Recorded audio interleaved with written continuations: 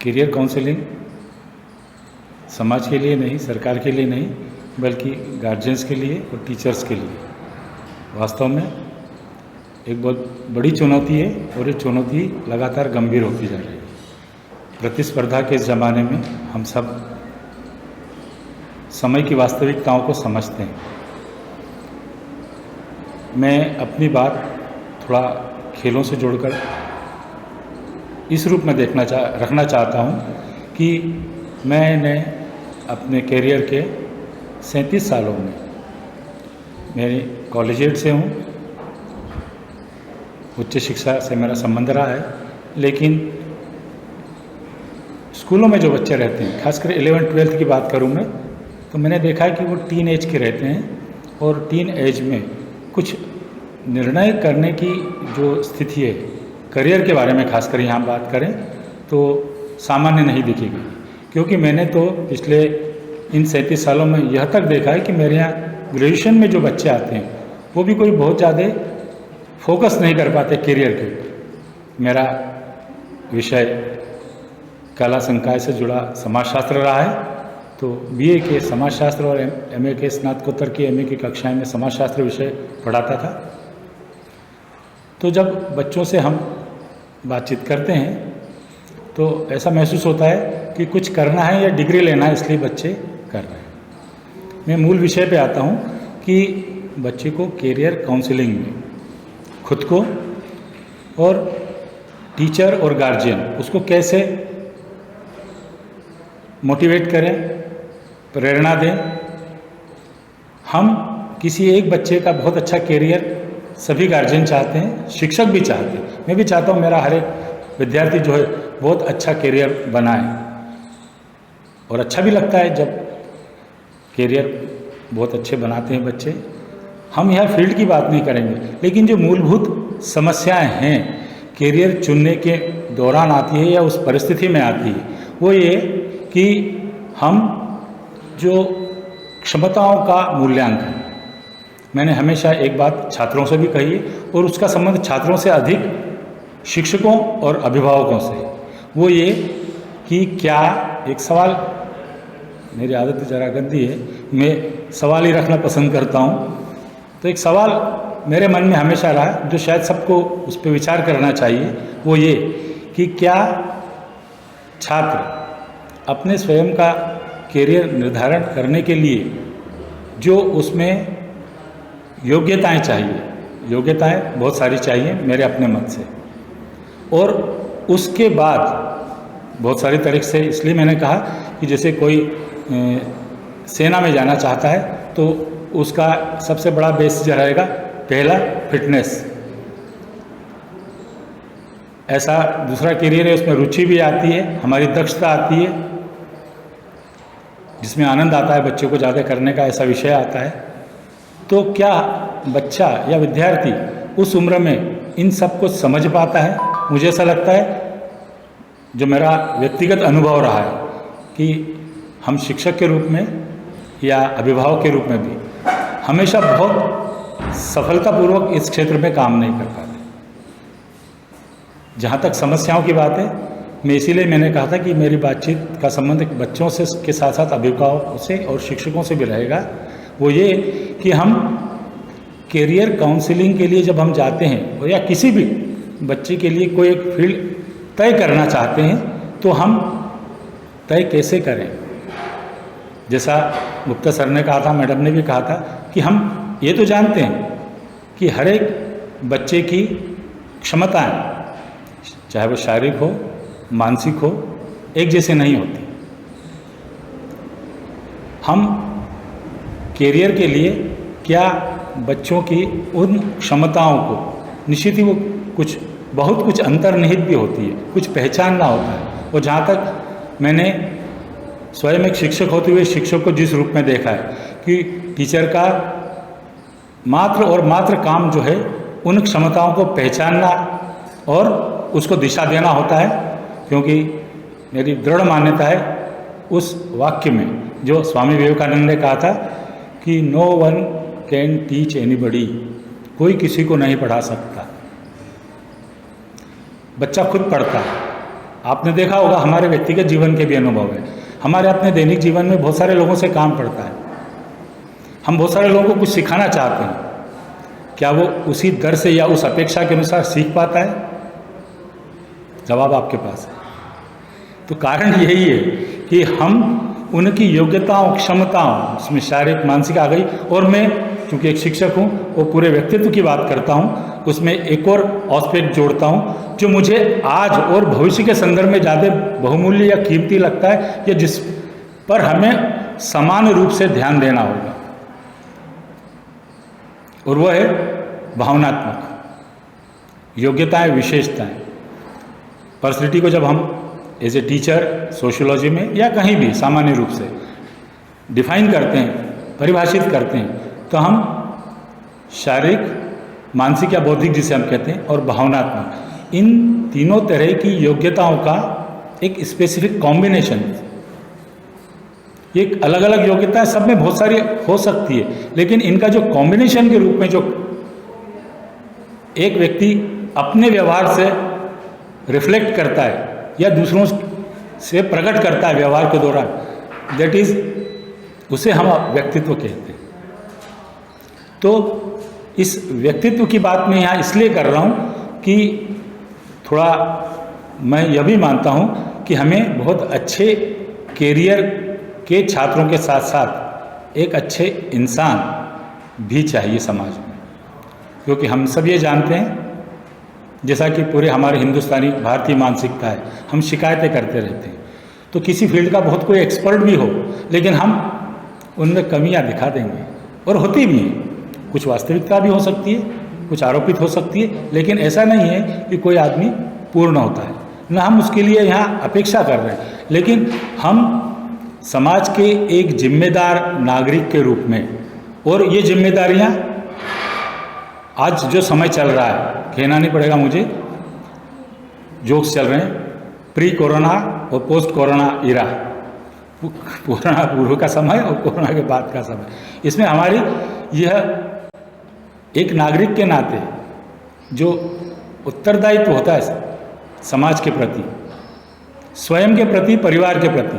उल्टा यदि हम चलें तो पहले तो स्वयं के प्रति होता है, फिर परिवार, और फिर एक्सटेंड करते जाते हैं, उसको बढ़ाते जाएं तो समाज के प्रति। तो इस संदर्भ में मैं, चूँकि विषय तो मेरा समाजशास्त्र रहा, पर रुचि मेरी बचपन से खेलों में दिख रही, तो मेरा खेलने के बाद या खेलने के साथ कहिए जो शौक़ रहा है वह खेलकूद से जुड़ा रहा है। और मैंने ये महसूस किया है कि इस पर्सनैलिटी डेवलपमेंट का हो या कैरियर डेवलपमेंट का हो या कैरियर को चयन करने का हो, इसमें जो बहुत सारी बाधाएं हैं, अवरोध है, समस्याएं हैं, उसका सॉल्यूशन, उसका हल हम ये जो फिजिकल एक्टिविटी या स्पोर्ट्स एक्टिविटी है इससे दे सकते हैं। आप और हम सब टीन एज के बच्चों की मूलभूत समस्याओं से, जो उनकी शारीरिक और मानसिक अवस्थाएं रहती है उस काल में, उन सब से परिचित हैं। आपने देखा होगा बच्चा चिड़चिड़ा हो जाता है, सुनना पसंद नहीं करता, ज़्यादा बातें, अपना जो उसके दिमाग में चलता रहता है, कई बार साइलेंट भी हो जाता है, चुप भी होता है, ज़्यादा एक्सपोज नहीं करता। तो ये जो खासकर स्कूलों के बच्चों से हम बात कर रहे हैं, इसलिए जो समस्याएं रहती है इसको कौन समझेगा? बच्चा खुद नहीं समझ सकता, तो शिक्षक और अभिभावक और हमारी पूरी व्यवस्था को इसे समझना होगा कि इस वातावरण में बच्चे को हम कैसे उन गुणों को उसमें पहुंचाने का समय, अवसर, परिस्थितियां प्रदान करें, जिससे वह स्वयं अपनी ताकत से उन कैरियर मार्गदर्शन या कैरियर चयन के लिए जो बाधा है, अभी सर ने भी कहा, मैडम ने भी कहा कि हम शून्य होते हैं। मैडम ने कहा था, जैसे सर ने कहा कि पूछते हैं भाई क्या करना है, क्या तुम्हारा रुचि कायम है, ना तो व्यक्ति अपनी रुचि बता पाता है, ना पसंद, ना कोई क्षेत्र उसने चयन किया हुआ रहता है, क्यों नहीं चुन पाता वो? दो कारण मुख्य मुझे समझ में आते हैं कि एक तो जानकारी का अभाव। हालांकि आज के ज़माने में यदि कोई प्राप्त करना चाहे तो मेरे को लगता है कि हमारे काल की तुलना में तो असीमित संसाधन उसे हाथ में मौजूद है। लेकिन फिर भी इतने संसाधनों के बाद भी क्या बच्चा आसानी से निर्णय ले पाता है? तो जो ये निर्णय न ले पाने का कारण है, मुझे उसकी जड़ में जो दिखाई देता है कारण, वो है कहीं ना कहीं आत्मविश्वास का अभाव। और ये आत्मविश्वास का अभाव इसलिए आता है कि उसको खुद के ऊपर, चाहे शारीरिक क्षमता कह लीजिए या उसकी बौद्धिक क्षमताएं या व्यवहार की क्षमता, जिसे मैंने भावनात्मक कहा था, उसको उसने ना तो इतना डेवलप किया है ना फोकस किया है, और इसलिए वो अपने आप पे उतना भरोसा नहीं कर पाता। आपने देखा होगा, सब हम सब टीचर हैं, तो एज ए टीचर हम yes we can, yes you can, हाँ आप कर सकते हो, धक्का लगाते हैं, उसको हिम्मत बंधाते हैं। तो ये हिम्मत बंधाना अपनी जगह सही है और उसकी बहुत ज़रूरत भी होती है, लेकिन जो अंदर से बच्चा यदि ये कर लेता है कि नहीं यस आई कैन, मैं कर सकता हूँ, तो मुझे लगता है कि ऐसे बच्चों को रोकना कठिन होता है। लेकिन यह भाव कैसे पैदा होगा, उसके लिए जो बाकी चीज़ें हैं उसके दैनिक जीवन में, वो कुछ उसके एक्सपीरियंस ऐसे होना चाहिए कि मैं यह कर सकता हूँ। और इसके लिए मेरा ऐसा 37 साल का तो शिक्षकीय अनुभव है, लेकिन मैं खेल कूद के मैदान में जब से मिडिल स्कूल से गया, तब से ऐसा मुझे लगता है कि खेल या फिजिकल एक्टिविटी से ज़्यादा कोई दूसरा ऐसा आसान, मनोरंजक, सरल, सस्ता साधन नहीं हो सकता जिससे हम इस क्वालिटी को बच्चे में दे सकते हैं। मैं कॉलेज में बच्चों की जो स्पोर्ट्स एक्टिविटी चलती रहती है, कैंप लगाते हैं, उसमें हम 1-2 सेशन लेते थे, और ये मेरी इच्छा रहती थी कि बातचीत की जाए बच्चों से कि आप समझ रहे हैं कि आप कर तो ये सब रहे हैं, लेकिन इसके मायने क्या क्या हैं, और यदि आप मायने ध्यान में रखेंगे तो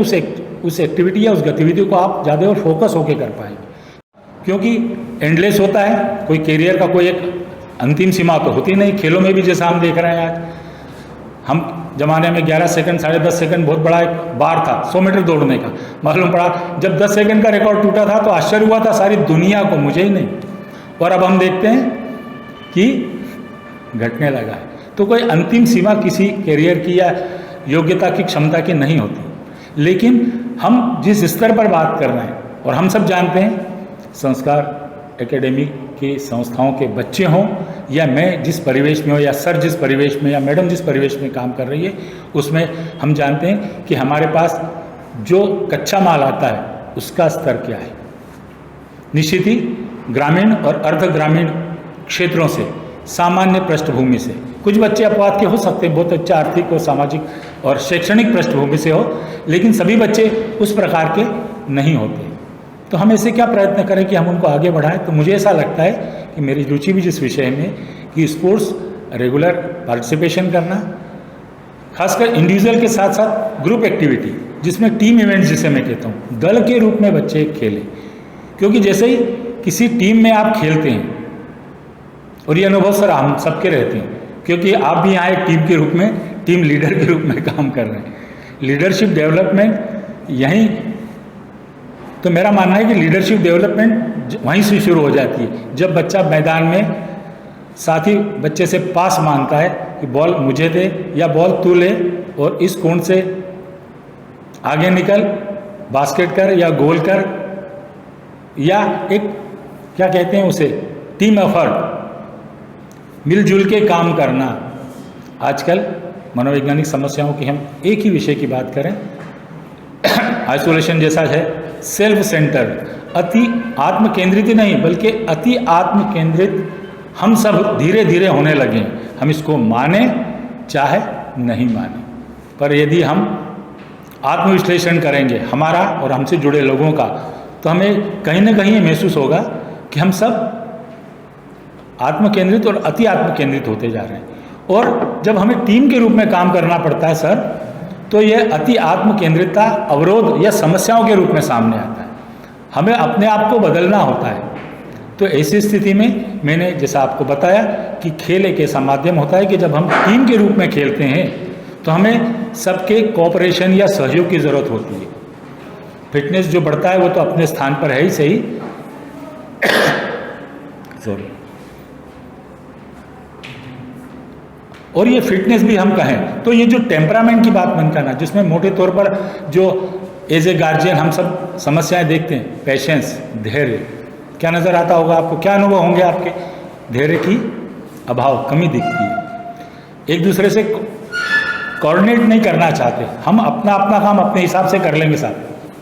कोऑर्डिनेशन की हमें कमी दिखाई देती है। पेशेंस नहीं दिखाई देता है, हार को सहन करने की मनोवृत्ति मानसिकता नहीं है, जीत को पचाने की योग्यता भी नहीं है। मैंने ये महसूस किया है कि जो बच्चा पार्टिसिपेट करता है वो चाहता है कि मुझे प्राइज़ मिले, और यदि नहीं मिलता है तो मेरे पास बच्चे शिकायतें लेके आते, समस्याएं लेके आके, कंप्लेंट्स कि साहब बायसनेस है, पार्शियलिटी हुई, गलतियां हुई, गड़बड़ है। हम वो सिखा नहीं पाए कि हम खेल इसलिए नहीं रहे कि हमें पुरस्कार मिले। पुरस्कार लक्ष्य नहीं है। पुरस्कार कब हो सकता है? जब सिर्फ खेल मुझे जीवन यापन के लिए कैरियर के रूप में बनाना है, लेकिन एक अच्छी पर्सनैलिटी, एक अच्छे नागरिक के रूप में यदि बनने के लिए मैं ये सारी एक्टिविटी कर रहा हूँ तो फिर मुझे पार्टिसिपेशन, आपने सर कहा था नायडू साहब के पास गए, तो नायडू साहब के बोले हुए 3 शब्द मेरे जीवन में मार्गदर्शित मुझे करते रहे, आज भी करते हैं, और मैं उसको हमेशा कोट करता हूँ। तो participation is the most important thing. किसी भी इवेंट एक्टिविटी में हम सहभागिता कर रहे हैं, सबसे पहले ये महत्वपूर्ण है। उसमें हमारा स्टेटस क्या रहता है, स्थिति क्या बनती है, ये सेकेंडरी है। तो हम सिर्फ बच्चों को यह सिखाएं तो सबसे श्रेष्ठ होगा कि आपको स्कूल में भी, जैसे हम अदर एक्टिविटी भी आयोजित करते हैं, आप भी चाहते हैं हमारे बच्चे खेल में, कल्चरल, सोशल, म्यूज़िक, आर्ट्स और तमाम एक्टिविटी में पार्टिसिपेट करें, और जो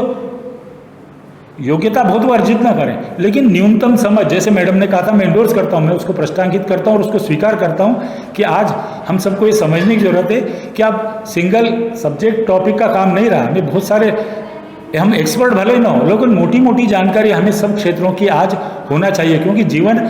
जो परिस्थितियाँ, दशाएँ हैं, उसमें कॉम्प्लेक्सिटी, जिसे हम जटिलता कहते हैं, वो निरंतर बढ़ रही है। और एक और चीज़ मैं एज ए समाजशास्त्र के शिक्षक के तौर पर बताना चाहता हूँ कि ये जटिलता की दर बढ़ रही है, रेट, दर, मतलब पहले जो जटिलता है 5-10 सालों में धीरे धीरे उत्पन्न होती थी, या परिवर्तन कहें आप, चेंज का जो रेट है, बहुत किसी को अंदाजा नहीं कि परिवर्तन की दर क्या होगी। ऐसे समय में निश्चित ही हमारे लिए एक प्रश्न उठता है कि हम इतने बदलाव के समय में कैसे किसी को थोड़ा बहुत ठीक ठाक मार्गदर्शन दे पाएँ। तो निश्चित ही जो मैंने कहा है कि स्पोर्ट्स में जो हम ये भावनात्मक समस्याएं, मैंने आपको बताया कि आप बहुत अच्छा करियर बना लें, लेकिन बहुत अच्छा करियर बनाने वाला एक बहुत अच्छा इंसान हो, यदि मैं सवाल पूछूं मैं कभी जवाब नहीं देता। जवाब आप खुद निकालिए जो आपके व्यक्तिगत और अनुभव, सामाजिक अनुभव रहे होंगे। तो एक अच्छा इंसान भी हम बनाए, जिसकी ज़रूरत है। सरकार को इस विषय की इतनी महत्वपूर्ण, मतलब महत्व है। कौन सा डिपार्टमेंट खोला है सर? हैप्पीनेस क्या है? अब हैप्पीनेस क्या है? सरकार विभाग खोल रही है, आनंद विभाग। तो आनंद है क्या? निश्चित ही यह सर श्रेष्ठ मानव बनने का जो है गुण, वो उसी से आ सकता है। हम एक अच्छे इंसान बने, खुश नहीं रह सकते। हम पैसे वाले बन सकते हैं, लायक भी बहुत बन सकते हैं, बहुत अच्छे करियर भी बना सकते हैं, लेकिन क्या ऐसे सारे लोग खुश हैं? फिर मेरा अगला सवाल, फिर जवाब आपके पास से निकल के आएंगे, आपके जो भी अनुभव, ये सारे लोग बहुत खुश हैं। और यदि ऐसा होता मित्रों, तो जो बुरी घटनाएं हम देखते हैं, ऐसे लोगों में आत्महत्या की दर की बात करूं तो दर की बात नहीं करता हूं, लेकिन ऐसी घटनाएं देखते हैं तो ऐसी दुर्भाग्यपूर्ण घटनाएं शायद समाज में नहीं घटित होती, क्योंकि हमने शायद एक भौतिक पक्ष पर बहुत ज़्यादा बल दिया, लेकिन जो इमोशनल है, भावनात्मक है, जिसमें हम किसी भी परिस्थिति में धैर्यपूर्वक परिस्थितियों को समझने का जो हमारी क्षमता है उसको एनालिसिस कर सकें, और जो हमारी क्षमता यदि एनालिसिस की सही है तो मेरा ऐसा मानना है कि हर आदमी अपनी परिस्थितियों में जो समस्याएं,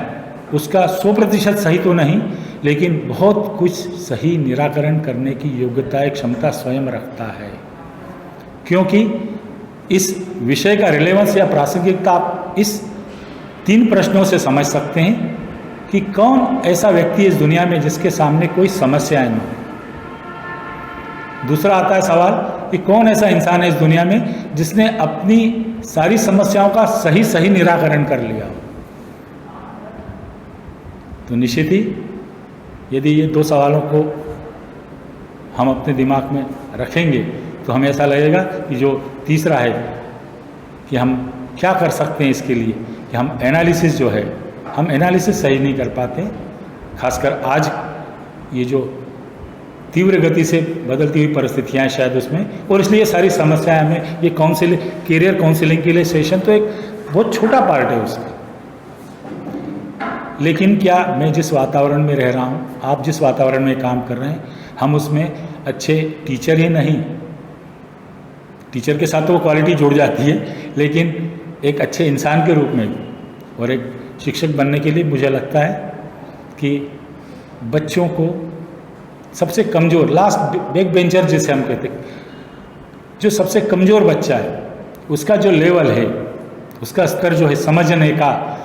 जो शिक्षक यदि उसको समझ सकता है अपने बच्चों के और उसको साथ में लेकर अपने विषय को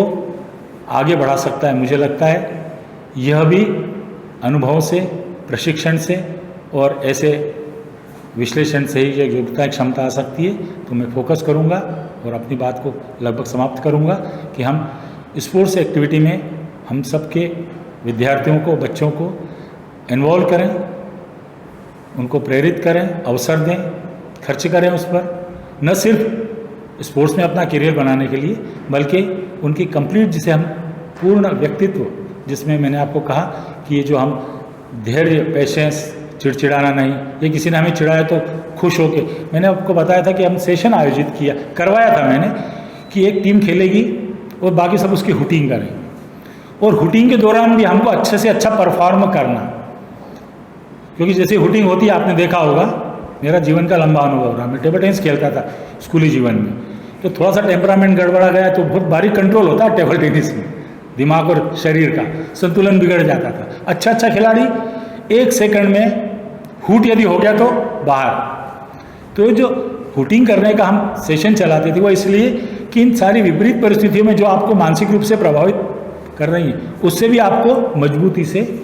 लड़ना है। इस तरह से हम बच्चों को स्पोर्ट्स के थ्रू उसमें कंप्लीट, और फिटनेस की तो बात नहीं कहता, मैं अपना उदाहरण देता था, मैं 65 साल का हो चुका हूँ, और हालांकि उसमें ईश्वर की दया, मेहरबानी मानता हूँ मैं कि आज तक मुझे न तो हॉस्पिटलाइज होना पड़ा, और 2-4 बार जीवन में अभी तक बीमार पड़ा रहूँगा, उसके बाद मुझे अन्य किसी बीमारी से मैं बचा रहा। न सिर्फ इतना, बल्कि दैनिक जीवन में मैं उसका एक पैमाना मानता हूँ सर, यदि हम एक फिजिकली मेंटली फिट हैं तो सबसे बड़ा स्केल है उसका कि हम जितनी मैक्सिमम हमारे पास टाइम है, 8, 10, 6, 8 घंटे लगातार फिजिकल मेंटल काम करते रहें और फिर भी नहीं थकें, फिर भी चिड़चिड़ाएं नहीं, कोई शिकायतें न करें छोटी मोटी, यदि ये हम क्षमता अर्जित कर लें तो मैं ये मानता हूँ ये पैमाना पर्याप्त है। मैं उसको अंतिम नहीं मानता, क्योंकि अंतिम कुछ नहीं होता, अल्टीमेट कुछ नहीं होता दुनिया में, लेकिन मैं उसको पर्याप्त मान लेता हूँ कि अपने टेस्ट के लिए इतना पर्याप्त है। मैं रात दिन घूम रहा हूँ, फिर रहा हूँ, काम कर रहा हूँ, 10 लोगों से मिल रहा हूँ, फिजिकली भी एक्टिविटी में इन्वॉल्व हूँ, और फिर भी शाम को खुश हूँ, क्योंकि उसका रिजल्ट खुशी में ही दिखाई देगा। बस इतना पर्याप्त है। और हम सब इन बातचीत तक सीमित न रखते हुए, जैसा मैडम ने कहा, मेरा भी आग्रह रहेगा, मुझे ऑनलाइन बातचीत में, क्योंकि हम लोगों के ज़माने में भी 100, 150 तक की बच्चों की क्लासेस, और उनके बीच में खड़े रह के फिर वही उनके लेवल को देखते हुए पर्सनल इंटरेक्शन, अंतःक्रिया बच्चों से करना, उसमें व्यक्तिगत रुचि की बात होती, ज़्यादा मज़ा आता है। और मुझे ऐसा लगता है कि हम उसमें से जो लास्ट, जैसे मैंने कहा एज ए टीचर, कि जो लास्ट बच्चा है उसको हम पकड़ सकते हैं, देख सकते हैं, समझ सकते हैं कि वो, मेरी बात वहाँ तक, कम्युनिकेशन मेरा पूरा हुआ कि नहीं, आज का मैं कम्युनिकेट कर पाया कि नहीं। मैंने आज आधा घंटा आप सबका और सारे सिस्टम का लिया, लेकिन किसी बच्चे तक, अधिकांश बच्चों तक वो बात पहुँची कि नहीं पहुँची, मुझे और तो कुछ नहीं, लेकिन आत्मसंतोष रहेगा यदि मैं अधिकांश बच्चों तक या कुछ बच्चों तक पहुँच पाया। आपने मुझे यहाँ आमंत्रित किया, अवसर दिया बात करने का, बहुत बहुत धन्यवाद। Thank you.